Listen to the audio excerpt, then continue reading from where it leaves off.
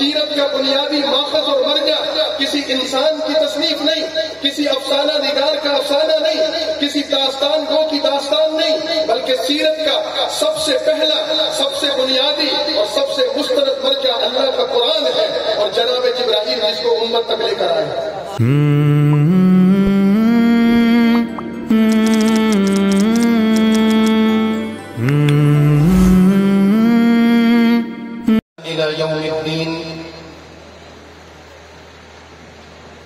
أما بعد فأعوذ بالله من الشيطان الرجيم بسم الله الرحمن الرحيم هو الذي أرسل رسوله بالهدى ودين الحق ليظهره على الدين كله ولو كره المشركون صدق الله العظيم إن الله وملائكته يصلون على النبي يا أيها الذين آمنوا صلوا عليه وسلموا تسليما اللهم صل على سيدنا ومولانا محمد عبدك ورسولك وصل على المؤمنين والمؤمنات۔ آپ حضرات بھی ایک مرتبہ درود شریف پڑھیں۔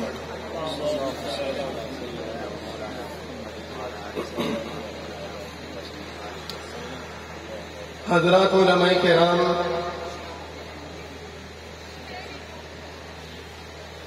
اکابرین جمعیت علماء اسلام بہاولپور،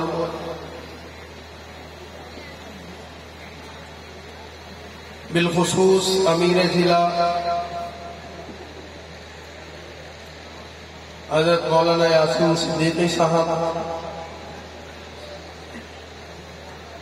محترم جناب سیف الرحمان راشدی صاحب، اور جمعیت علماء اسلام کے انتخابی امیدوار صفدر شہباز راجپوت صاحب،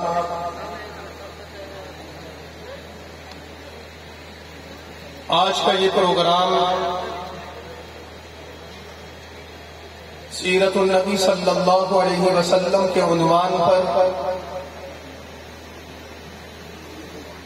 تلاوت قرآن اور نعت رسول مقبول صلی اللہ علیہ وسلم کے ترانوں سے گونج رہا ہے۔ اللہ تعالیٰ سے دعا ہے کہ اللہ اس پروگرام میں ہماری شرکت کو قبول فرمائے۔ قرآن کریم کا پڑھنا اور سننا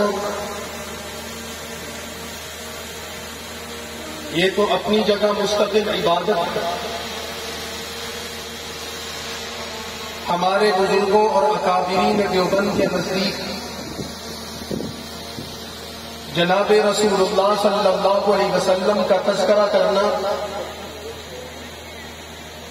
چاہے وہ درود پاک پڑھنے کی شکل میں ہو، چاہے وہ نعت پڑھنے کی شکل میں ہو، یا چاہے آپ کے اوصاف و کمالات کا بیان ہو، ہر حال میں عبادت ہے۔ یعنی ہم ذکر نبی کو ویسے ہی عبادت سمجھتے ہیں جیسے نماز کو عبادت سمجھتے ہیں، جیسے روزہ، حج اور زکوٰۃ کو عبادت سمجھتے ہیں، اسی طرح ہمارا ایمان اور عقیدہ ہے کہ اللہ کے نبی کا ذکر خیر بھی ویسے ہی عبادت ہے، اس پر اجر و ثواب ہے اور اس پر اللہ کی رحمت نازل ہوتی ہے۔ سبحان اللہ۔ بلکہ اس سے آگے بڑھ کر ہمارا تو یہ یقین ہے کہ جب جناب رسول اللہ صلی اللہ علیہ وسلم کا ذکر خیر کیا جاتا ہے تو جس مقام پر، جس بستی میں، جس شہر میں آپ کا ذکر خیر ہوگا، وہاں اللہ بیماریوں اور مصیبتوں کو دور کر دیتے ہیں اور اپنی رحمتوں اور برکتوں کو نازل کرتے ہیں۔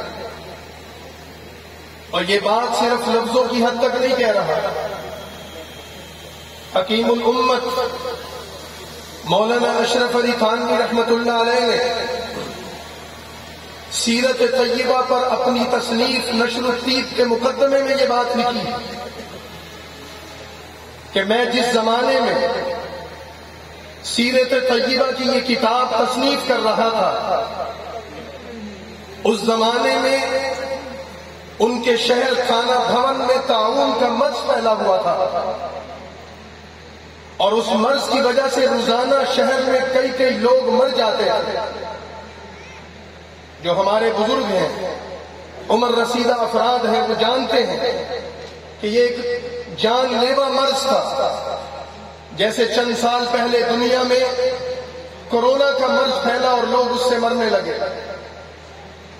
تو حضرت تھانوی نے یہ بات لکھی ہے کہ شہر میں روزانہ طاعون کی وبا کی وجہ سے کئی لوگوں کی ہلاکت ہوتی، لیکن اللہ نے مجھے یہ مشاہدہ کروایا کہ جب میں اپنے حجرے میں بیٹھ کر نشر الطیب کی تصنیف کرتا اور سیرت طیبہ پر چند سطریں بھی لکھ دیتا تھا، تو اس دن رسول اللہ کی سیرت لکھنے کی برکت سے پورے شہر میں اس مرض سے کوئی بندہ نہیں مرتا۔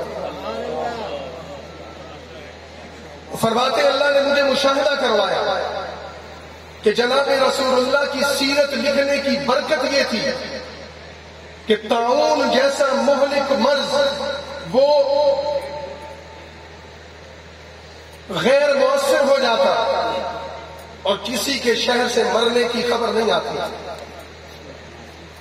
آج ہم اس مجلس میں، اس محفل میں، اس کانفرنس میں اس یقین کے ساتھ شرکت کریں، بستی کے لوگ، اہل علاقہ اس پر اللہ کا شکر ادا کریں کہ جمعیت علماء اسلام نے، منتظمین جلسہ نے آپ کو ایک زبردست موقع فراہم کیا، اس بابرکت اور مبارک محفل کا انعقاد کیا جس میں قرآن پڑھا جا رہا ہے، نعت رسول مقبول پڑھی جا رہی ہے، درود پاک کے ترانے گونج رہے ہیں، اللہ کے نبی کی سیرت کا بیان ہو رہا ہے، اور جیسے جیسے یہ مجلس، جیسے جیسے یہ محفل اور کانفرنس آگے بڑھتی چلی جا رہی ہے، قاری اپنا قرآن پڑھ کر آپ کو سنا رہے، نعت خواہ اپنی نعت کے اشعار آپ کے سامنے پیش کر رہے، مقررین و واعظین اپنا نقطہ نظر اور اپنی دعوت آپ کے سامنے رکھ رہے ہیں، تو ہمارا یقین ہے کہ اس کی برکت سے اللہ کی رحمت بھی ہمیں حاصل ہوگی، اس کی برکت بھی ہمیں حاصل ہوگی، اور اس کے ساتھ ساتھ اس بستی کی تکلیفیں، پریشانیاں اور مصیبتیں بھی اللہ اٹھا دے گا اور ہمیں امن اور سکون عطا کرے گا۔ سبحان اللہ۔ حاضرین مجلس، میں اپنی بات کو آگے بڑھاتے ہوئے دوسری بات پیش کرنا چاہتا ہوں۔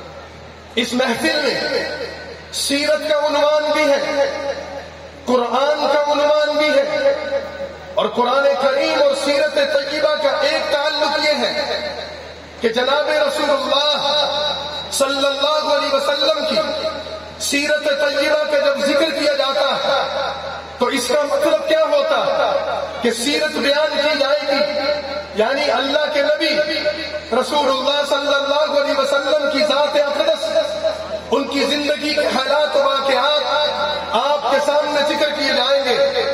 ان حالات و واقعات کو ذکر کرنے کا مطلب کیا ہے؟ آپ کی شخصیت کے مختلف پہلو لوگوں کے سامنے آئیں گے۔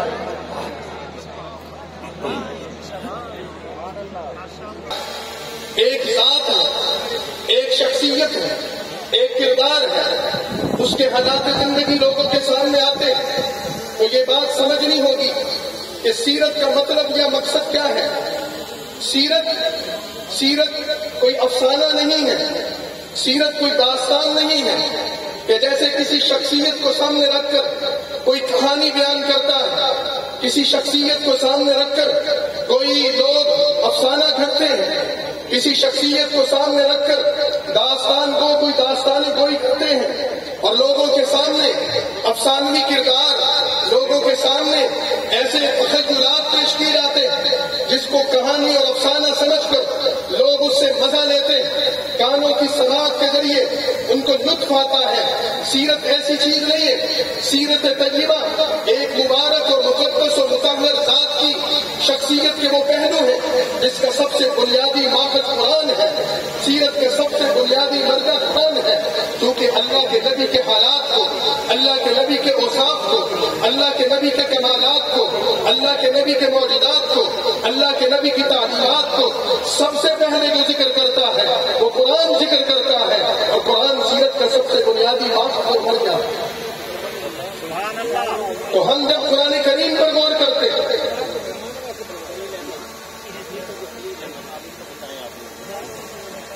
بھائی آپ ذرا ادھر کی توجہ کریں کہ بات ختم کر دیں. کیوں جی؟ سبحان اللہ، بات سن رہے ہیں آپ؟ ماشاء اللہ ماشاء اللہ، تو آپ ایک ہی رہے لیکن جو بندہ بول رہا ہے اس کی تو سن رہے. ادھر توجہ کریں. ماشاء اللہ ماشاء اللہ.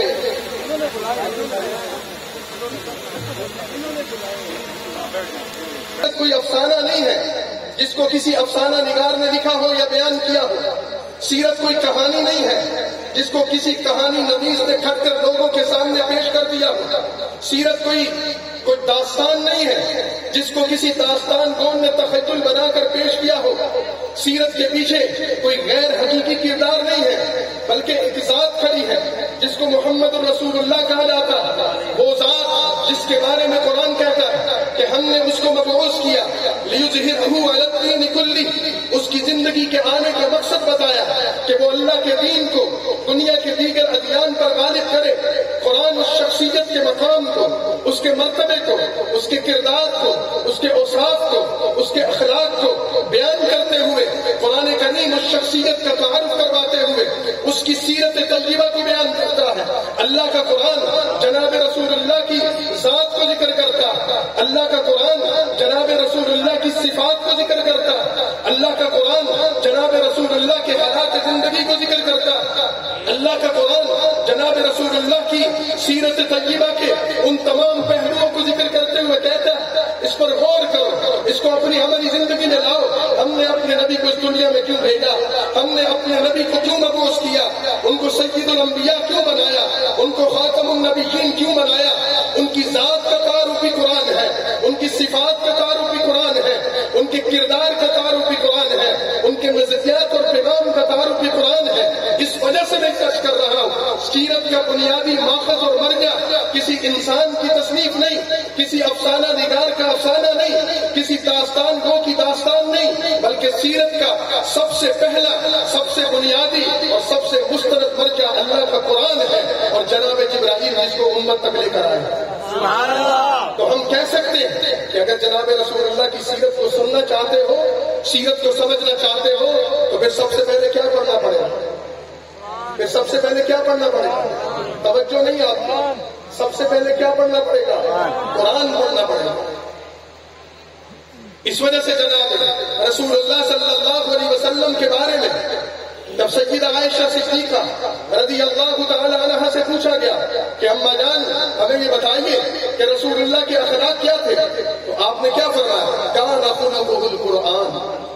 آپ کے اخلاق کو بیان کرنے کے لیے کسی تقریر کی، کسی تصنیف کی، کسی حوالے کی ضرورت نہیں ہے. تم قرآن پڑھو، تمہارے سامنے رسول اللہ کے اخلاق آ جائیں گے. سبحان اللہ.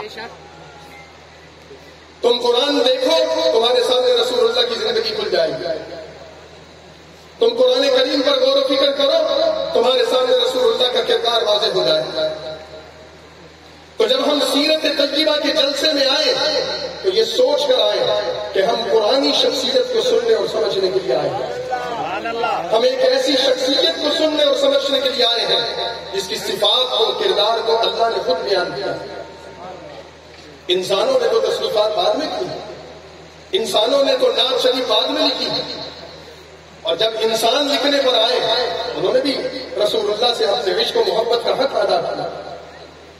علماء سیرت نے جو بات لکھی ہے، میں اپنی بات کو آگے بڑھاتے ہوئے ایک اور بات، تیسری بات ذکر کر دوں اور بڑی مختصر عرض کر دوں کہ علماء سیرت یہ کہتے ہیں کہ اگر تم جناب رسول اللہ کی سیرت کو پڑھو، اس کو سمجھو، اس کا مطالعہ کرو، تو جناب رسول اللہ کی سیرت طیبہ کے مختلف گوشے اور حوالے رسول اللہ کی سیرت کا طیبہ کا آغاز ہوتا ہے، آپ کا بچپن ہے، آپ کا لڑکپن ہے، آپ کی جوانی ہے، آپ کی نبوت کا دور ہے، نبوت سے پہلے کا دور ہے، نبوت کے بعد کا دور ہے، مکہ کا دور ہے، مدینہ کا دور ہے، حالات زندگی کے دیگر پہلو ہیں، لیکن ان تمام پہلوؤں میں سے ایک تقابل یہ ہے کہ اللہ کے نبی کی سیرت کو اگر دیکھو تو آپ کی سیرت سے ہمیں یہ پتہ چلتا ہے، ایک آپ کی انفرادی زندگی تھی، دوسری آپ کی اجتماعی زندگی تھی۔ جب ہم آپ کی انفرادی زندگی کو پڑھتے اور سمجھتے ہیں اور جب ہم آپ کی اجتماعی زندگی کو پڑھتے اور سمجھتے ہیں تو ہمیں یہ پتہ چلتا ہے کہ رسول اللہ کی انفرادی زندگی مختصر تھی، آپ کی اجتماعی زندگی طویل اور غالب تھی، آپ کی اجتماعی زندگی آپ کی انفرادی زندگی پر غالب تھی، جس سے امت کو یہ پیغام ملتا ہے کہ اکیلے تنہا زندگی گزارنے کی بجائے اجتماعیت کا راستہ اختیار کر کے اجتماعی زندگی گزارو، تم فتنوں سے بھی محفوظ رہو گے اور سنت کے بھی قریب رہو گے۔ تنے تنہا زندگی گزارنا یہ سنت کے بھی خلاف ہے۔ تنے تنہا زندگی گزارنا، عملی زندگی میں تنے تنہا کسی راستے پر چلنا، یہ سیرت طیبہ کا پیغام نہیں ہے۔ آپ دیکھیں رسول اللہ صلی اللہ علیہ وسلم نے جن بنیادی تصورات کو امت کے سامنے پیش کیا ان میں فرائض سے بڑھ کر تو کوئی چیز نہیں ہے۔ علماء کرام بیٹھے ہیں، وہ اس بات کو بخوبی جانتے ہیں کہ جو چیز قرآن اور سنت سے ثابت ہے اس میں فرائض سے بڑھ کر کچھ نہیں۔ اور جب ہم فرائض کی فہرست بناتے ہیں سب سے بڑا فرض نماز ہے۔ اور آپ دیکھیے اللہ کے نبی نماز کا تصور کیا پیش کرتے ہیں۔ نماز وہ بھی ہے جو اللہ کے نبی تہجد میں پڑھتے تھے، نماز وہ بھی ہے جو اللہ کے نبی فجر، ظہر، عصر، مغرب اور عشاء میں پڑھتے تھے، نماز وہ بھی ہے جو اللہ کے نبی سنت اور نوافل کی شکل میں پڑھتے تھے۔ لیکن جس نماز کو آپ نے فرض قرار دیا اس کے لیے آپ نے جماعت اور اجتماعیت کا تصور پیش کیا، اور جہاں تک فرمایا کہ اگر مجھے عورتوں اور بچوں کا ڈرنا ہوتا تو جو مرد گھروں میں بیٹھے رہتے ہیں جماعت چھوڑ دیتے ہیں، اگر عورتوں اور بچوں کا ڈرنا ہو ان کے گھروں کو آگ لگا دیتے۔ نماز جیسی عبادت میں بھی اجتماعیت کا تصور دیا ہے۔ روزہ عبادت ہے، رکھنے والا مشقت کرتا ہے، بھوک اور پیاس برداشت کرتا ہے، لیکن قرآن کریم کو پڑھیے، سیرت طیبہ کے پیغام کو سمجھیے۔ روزہ رکھنے والا ظاہری اعتبار سے بذات خود ایک عمل کرتا ہے، لیکن در حقیقت اس کو یہ سمجھانا مقصود ہے کہ جب تو سارا دن بھوکا اور پیاسا رہتا ہے تو در حقیقت اللہ تجھے اپنی مخلوق کا درد سمجھانا چاہتے ہیں، اپنی مخلوق کا پیغام سمجھانا چاہتے ہیں کہ تیرے پاس تو کھانے کو پینے کو بہت کچھ ہے، ذرا ان لوگوں کا بھی فکر کر لو کہ جو سارا دن بھوک اور پیاس میں گزار دیتے ہیں۔ سبحان اللہ۔ تمہارے اندر مخلوق خدا کی ہمدردی ہونی چاہیے۔ زکوٰۃ کا تصور کیا ہے؟ قرآن اور سیرت طیبہ کا پیغام یہ ہے کہ زکوٰۃ فرض ہے۔ آپ اپنا مال خرچ کرتے ہیں تو کیا کرتے ہیں؟ اس مال کو آگ نہیں لگاتے، اس کو دریا گرد نہیں کرتے، اس کو کسی کنویں میں نہیں ڈالتے، بلکہ اپنے مال کی زکوٰۃ نکال کر اپنے کمائے ہوئے مال کو کسی مستحق کو، کسی نادار کو، کسی غریب اور فقیر کو دیتے ہیں۔ سیرت طیبہ اپنے فرائض میں آپ کو یہ پیغام دیتی ہے کہ تمہارے مال میں دوسروں کا حق ہے، تم اکیلے زندگی نہیں گزار سکتے۔ حج کا تصور کیا ہے؟ دنیا کے تمام بر اعظموں سے، دنیا کی تمام اقوام اور ممالک سے لوگ آتے ہیں اور حج میں آ کر جمع ہو جاتے ہیں۔ سیرت طیبہ عمل میں کیا دیتی ہے کہ کوئی کالا ہے، کوئی گورا ہے، کوئی عرب ہے، کوئی عجم ہے، کوئی امیر ہے یا غریب ہے، لیکن حج پر آ کر تمام لوگ اللہ کے سامنے سفید چادروں میں برابر ہو جاتے ہیں۔ کسی کالے کو گورے پر، کسی عرب کو عجم پر، کسی امیر کو کسی غریب پر کوئی فوقیت حاصل نہیں ہے۔ یہ سیرت طیبہ کا پیغام ہے۔ تو ہم سیرت کو لفظی حد سے نکال کر، لفظوں کے ترنم سے نکال کر ہم سیرت طیبہ کو لفظوں کی ہم اس اتار چڑھاؤ سے نکال کر ہم سیرت طیبہ کو عملاً سمجھنے کی کوشش کریں، سیرت طیبہ کو اختیار کرنے کی کوشش کریں۔ اور ہم جب سیرت کے جلسے سجاتے ہیں، میں اپنی بات کو اختتام کی طرف لے جا رہا ہوں، جب ہم سیرت کے جلسے سجاتے ہیں، خطباء کو سنتے ہیں، واعظین اور مبلغین کی بات سنتے ہیں، تو وہ جناب رسول اللہ صلی اللہ علیہ وسلم کی سیرت طیبہ کو بیان کرتے ہوئے کیا بتاتے ہیں؟ اللہ کے نبی کا حسن ایسا تھا، اللہ کے نبی کا جمال ایسا تھا، رسول اللہ کا چہرہ ایسا تھا، رسول اللہ کی زلفیں ایسی تھی، رسول اللہ کا سینہ اتنا کشادہ تھا، رسول اللہ صلی اللہ علیہ وسلم کا جسم خوشبو سے معطر رہتا تھا، رسول اللہ صلی اللہ علیہ وسلم کی آنکھوں کی رنگت ایسی تھی، تبسم ایسا تھا، رخسار کی چمک ایسی تھی، رفتار ایسی تھی. یہ رسول اللہ کی ذات کو، ان کے حسن کو، ان کے جمال کو بیان کیا جاتا ہے. بیان کرنے والا بیان کرتا ہے اور سننے والے داد دیتے ہیں. لیکن آپ سے پوچھتا ہوں، رسول اللہ کے جمال کو، ان کے حسن کو، ان کی خوبصورتی کو بیان کرنے سے ایمان کو تر و تازگی بھی مل گئی، خطیب کو داد بھی مل گئی، لیکن ہمارے لیے اس میں عمل کا پہلو کیا ہے؟ کیا ہم یہ رسول اللہ کے قد کی طرح اپنا قد بنا سکتے ہیں؟ ان کے چہرے کی طرح ہمارے چہرے کے نقوش بن سکتے ہیں؟ کیا ان کی رنگت کی طرح ہماری رنگت ہو سکتی ہے؟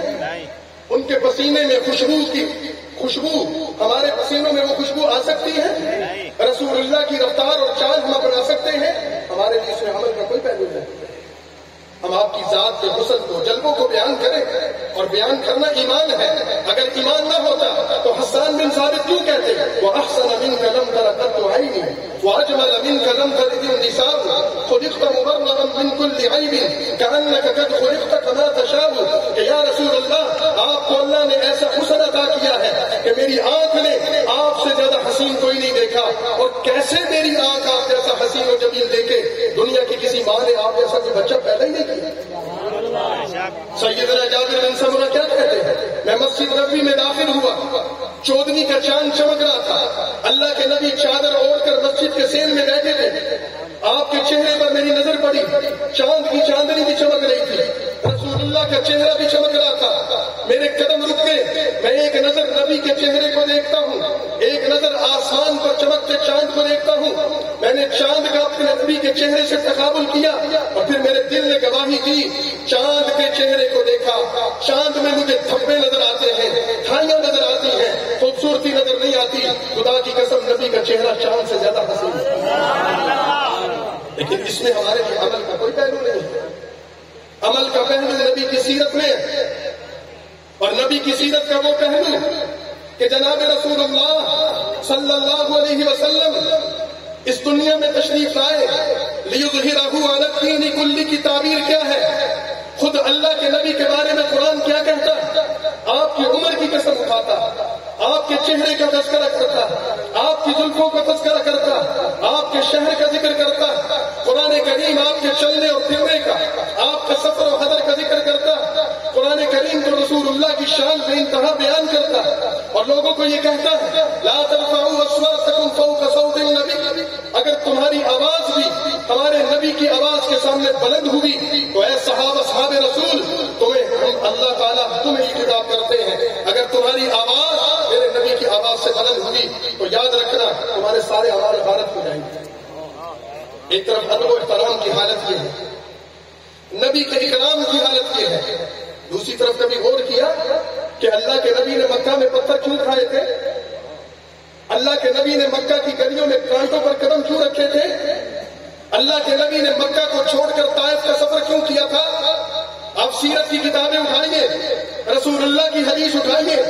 آپ سے پوچھا گیا یا رسول اللہ، آپ کی زندگی کا سب سے مشکل وقت کون سا تھا؟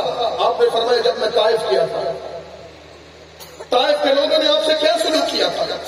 پتھر مارے، چند اراشوں کو آپ کے پیچھے لگایا جو آپ کو زخمی قدموں کے ساتھ چلنے پر مجبور کرتے. جسم لہو دہان، آپ دکھاہٹ اور کمزوری کی وجہ سے گر جاتے، وہ زبردستی آپ کو اٹھانے پر مجبور کرتے. نبی نے یہ مشقت اٹھائی، نبی نے یہ تکلیف اٹھائی، نبی نے یہ پریشانی دیکھی، نبی نے ہجرت کا وقت دیکھا، نبی نے اپنے ملک، اپنے وطن، اپنے گھر بار کو چھوڑا، نبی نے اپنے ساتھیوں کی لاشیں اٹھائی. نبی نے یہ دکھ اور تکلیف کس لیے برداشت کیا؟ اس وجہ سے نہیں کہ میری امت آ کر میرے حسن کے چرچے اور تذکرے کرے اور بابا اور شاباش کرے اور اس کے بعد اپنے گھروں کو رخصت ہو جائے. نہیں میرے بھائیوں، نبی ایک پیغام لائے تھے، ایک قرآن لائے تھے، ایک نظام لائے تھے. لیظہرہ علی الدین کا مطلب تھا کہ تم نے اس نظام کو تمام ادیان پر غالب کرنا ہے، تمام نظاموں پر غالب کرنا ہے. جہاں نبی کے ماننے والے ہوں وہاں نظام بھی نبی کے ماننے والوں کا ہونا چاہیے. لیکن آج پرابلم کیا ہے؟ سیرت کا جلسہ تو ہو رہا لیکن نبی کا نظام نظر نہیں آتا. پاکستان اسلامی ریاست تو ہے لیکن نبی کا قانون کہیں نظر نہیں آتا. پارلیمنٹ پر لا الہ الا اللہ محمد رسول اللہ تو لکھا ہے لیکن پارلیمنٹ میں اسلام نظر نہیں آتا. عدالتوں پر اعدلوا هو اقرب للتقوی کی آیت تو لکھی ہے لیکن عدالت میں انصاف نظر نہیں آتا. تھانے اور کچہری میں لوگوں کے بارے میں لوگوں کو یہ تعلیم دی ہے کہ رشوت لینے اور دینے والا دونوں جہنمی ہیں لیکن رشوت سب سے زیادہ وہیں کی جاتی ہے. مجھے بتائیے کیا مسلمان اپنے کردار میں منافق نہیں بن گئے؟ کیا دوہرا معیار نہیں بن گیا؟ تو پھر ہمارے جلسے ہمارے پاس ہماری تقریریں کہاں ہیں؟ روزانہ 5 وقت کی صدائیں مسجدوں سے گونجتی ہیں. نمازیں پڑھنے والوں کی کمی نہیں، حج اور عمرہ کرنے والوں کی کمی نہیں، زکوٰۃ اور روزوں والوں کی کمی نہیں، کمی ہے تو اسلامی نظام کی بات کرنے والوں کی کمی ہے. جناب رسول اللہ صلی اللہ علیہ وسلم تو یہ کہیں، ایک باندھی آ کر کہتی ہے یا رسول اللہ مجھ سے زیادتی ہو گئی، میرا حق مان لیا گیا، میں آپ کی بارگاہ میں فریاد کرتی ہوں کہ مجھے انصاف دیجیے.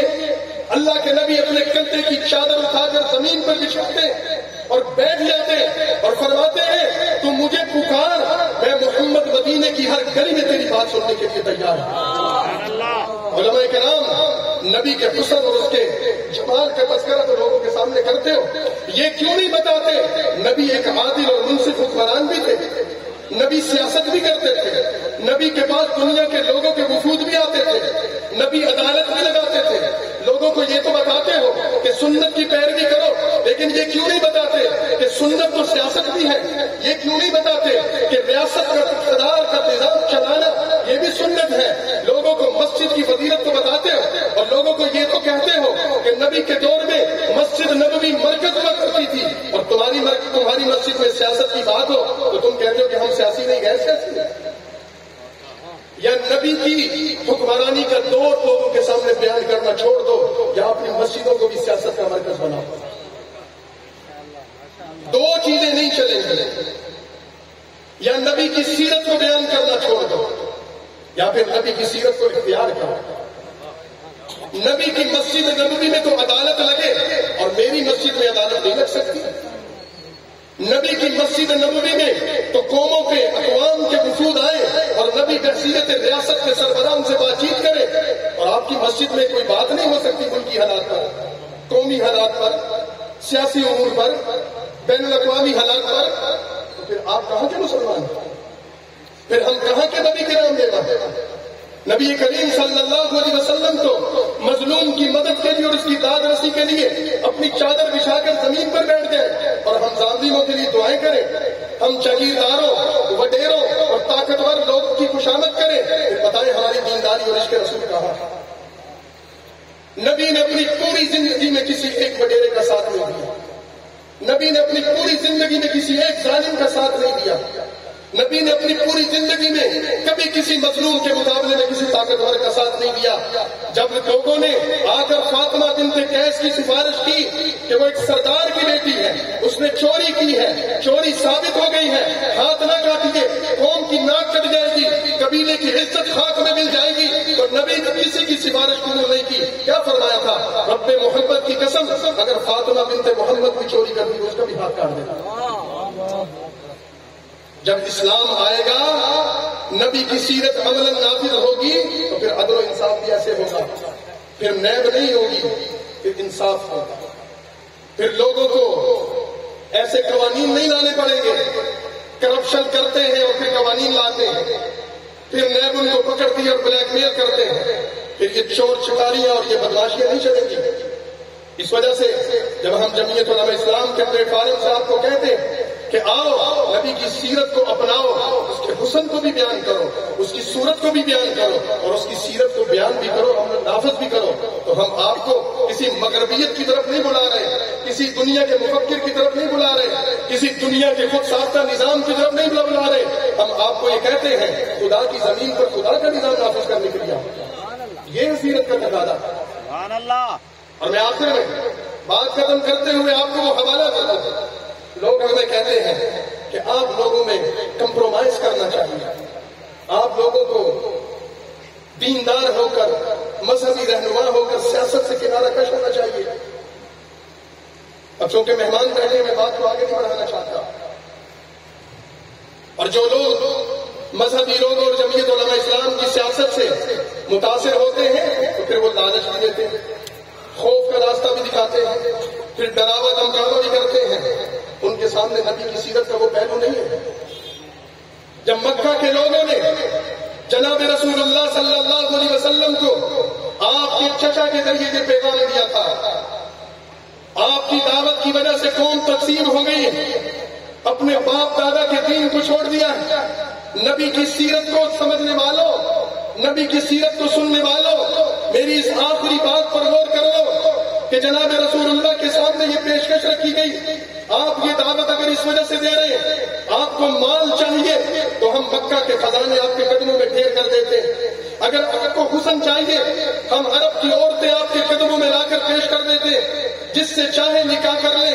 اگر آپ کو سرداری چاہیے، عرب کے قبیلے آپ کی سرداری کا توگ اپنے گلے میں ڈالنے کے لیے تیار ہیں، آپ کی غلامی کو کرنے کے لیے تیار ہیں. لیکن اس دعوت کو بند کر دو، اس نئے نظام کی بات چھوڑ دو. جناب رسول اللہ نے ان کی پیشکش کو سنا، آپ نے ان کی دولت کو بھی ٹھکرایا، ان کے حسن کو بھی ٹھکرایا، آپ نے ان کی سرداری کی دعوت کو بھی ٹھکرایا. اور آپ نے اپنے چچا کو کیا کہا تھا؟ اے میرے چچا، تم دولت کی بات کرتے ہو، تم عورتوں کے حسن کی بات کرتے ہو، تم سرمایہ کی بات کرتے ہو، تم طاقت اور اقتدار کی بات کرتے ہو. اگر میرے ایک ہاتھ میں سورج بھی لا کر رکھ لیا جائے، میرے دوسرے ہاتھ میں چاند بھی لا کر رکھ لیا ہے، خدا کی قسم میں کسی قیمت پر اس دعوت کو نہیں چھوڑ سکتا. جمعیت علماء اسلام، اس کے رہنما، اس کی قیادت اور اس کے قائد مولانا فضل الرحمان نبی کی اس سیرت کو اختیار کیا. تم خریدنا چاہتے ہو، خرید کر دیکھ لو، ہم پاؤں کی ٹھوکر پر رکھتے ہیں تمہارے مال و دولت کو. تم حکومتوں میں شمولیت کی بات کرتے ہو، ہم پاؤں کی ٹھوکر پر رکھتے ہیں تمہاری پیشکشوں کو. ہماری جد و جہد، ہماری کوشش اور محنت اس وقت تک جاری رہے گی جب تک پاکستان میں اسلام کا نظام نافذ نہیں ہو جاتا، جب تک مظلوم کو اس کا حق نہیں مل جاتا، جب تک عدالتوں میں انصاف نہیں آ جاتا، جب تک یہاں امن و امان نہیں آ جاتا، جب تک یہاں یہ تحقیق کو اس کا حق نہیں مل جاتا. اب مجھے آپ بتائیے کہ آپ نے صرف واہ واہ کرنی ہے یا سیرت کے ان پہلوؤں کو اختیار کرنا ہے؟ انشاءاللہ کوئی پروگرام نہیں ہے تو ذرا کوئی بولو تو صحیح. تیار ہو؟ انشاءاللہ ڈرتے ڈرتے بات نہیں ڈر رہے الحمدللہ. خوف کی چادر ہے. کس کا خوف ہے؟ اگر آپ کو کسی تھانے دار کا خوف ہے تو ہم جمعیت علماء کے اسٹیج پر کھڑے ہو کر کہتے ہیں ہم کسی تھانے دار کی طاقت کو نہیں مانتے. آپ کو کسی سرکاری افسر کا خوف ہے، ہم کسی سرکاری افسر کی حکمرانی کو نہیں مانتے. آپ کو کسی وڈیرے جگیردار کا خوف ہے، ہم کسی وڈیرے اور جگیردار کی طاقت کو نہیں مانتے. ہم ان کی طاقتوں کو، ان کے مال و دولت کو اپنے پاؤں کی ٹھوکر پر رکھتے ہیں. ہم جمعیت علماء اسلام کے ورکر ہیں. پاکستان کو بنانے والے، اس کی بقا ہماری جماعت سے وابستہ ہے اور انشاءاللہ اس کا روشن مستقبل بھی ہم ہیں. ملک اور یہ سرزمین کسی کے باپ کی جاگیر نہیں ہے.